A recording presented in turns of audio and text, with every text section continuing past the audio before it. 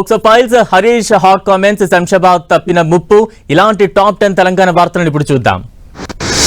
ముఖ్యమంత్రి రేవంత్ కేంద్ర మంత్రి బండి సంజయ్ పై మాజీ మంత్రి కేటీఆర్ ఫైర్ అయ్యారు. బండి భగీరథను ఎందుకు కాపాడారని వారిని ప్రశ్నించారు. వారిద్దరూ కలిసి డ్రామాలు చేశారని, అమ్మాయిపై కౌంటర్ కేసు పెట్టించారని కేటీఆర్ ఆరోపించారు.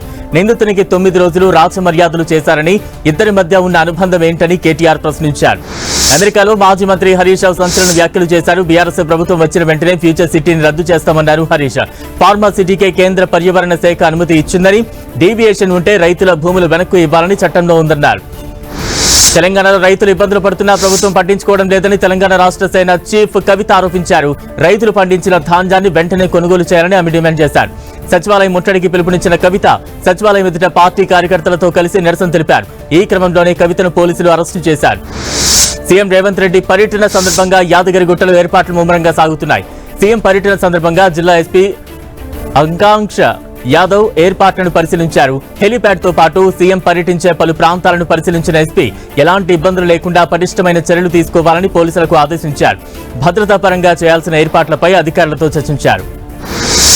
తెలంగాణలో ఏసీబీ రైట్స్ కలకలం రేపుతున్నాయి. మేడ్చల్ రంగారెడ్డి డిప్యూటీ కలెక్టర్ ఇళ్లలో ఏసీబీ అధికారులు సోదాలు జరుపుతున్నారు.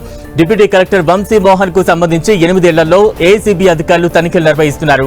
వంశీ మోహన్ పై ఆదాయానికి మించి ఆస్తుల కేసు నమోదు చేసిన ఏసీబీ అధికారులు ఆయన ఇళ్లతో పాటు పలు ప్రాంతాల్లో సోదాలు చేస్తున్నారు. లంచం తీసుకుంటూ ఏసీబీకి రెడ్ హ్యాండెడ్ గా దొరికాడు Narsapur assistant divisional engineer Ramanareddy. Bill చెల్లింపుల కోసం ఓ కాంట్రాక్టర్ ను డబ్బు డిమాండ్ చేశాడు. దీంతో కాంట్రాక్టర్ ఏసీబీకి ఫిర్యాదు చేయడంతో ప్లాన్ ప్రకారం 25,000 నగదు చెల్లిస్తుండగా ఏసీబీ అధికారులు పట్టుకున్నారు. శంషాబాద్ ఎయిర్పోర్ట్ లో పెను ప్రమాదం తప్పింది.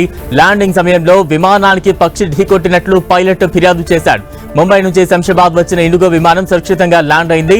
ప్రయాణికులను విమానంలో నుంచి దించేసిన ఎయిర్లైన్స్ అధికారులు రన్వేపై తనిఖీలు చేశారు. భూతాన్ భూముల వ్యవహారంలో ఐఏఎస్ అమోయ్ కుమార్ కు ఈడీ మళ్లీ సమన్లు జారీ చేసింది. గతంలో 2024లో అమోయ్ కుమార్ ను విచారించిన ఈడీ తాజాగా ఈ నెల 25లో విచారణకు హాజరు కావాలని మళ్లీ సమన్లు జారీ చేసింది. ఈసారి 3 సెల్ డీడ్ వివరాలతో రావాలని అమోయ్ కుమార్ కు సమన్లలో ఆదేశాలు జారీ చేశారు. Heera Gold multi crore investment కుంభకోణం కేసులో ప్రధాన నిందితురాలు సంస్థ మేనేజింగ్ డైరెక్టర్ నౌహీరా షేక్ ను ఎన్ఫోర్స్మెంట్ డైరెక్టరేట్ అధికారులు ఎట్టకేలకు అరెస్టు చేశారు.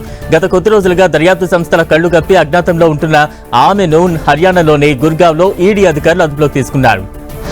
ములుగు జిల్లాలో చిరుత సంచారం కలకలం రేపుతోంది. వెంకటాపురం మండలం ఎదిరగుట్టల దగ్గర స్థానికులకు చిరుత కనిపించింది. చిరుత సంచారాన్ని ఫోన్లో బంధించారు. చిరుత సంచారంతో గ్రామస్తులు భయాందోళనకు గురవుతున్నారు. చుట్టుపక్కల గ్రామాల ప్రజలు అప్రమత్తంగా ఉండాలని అటవీ శాఖ అధికారులు సూచిస్తున్నారు.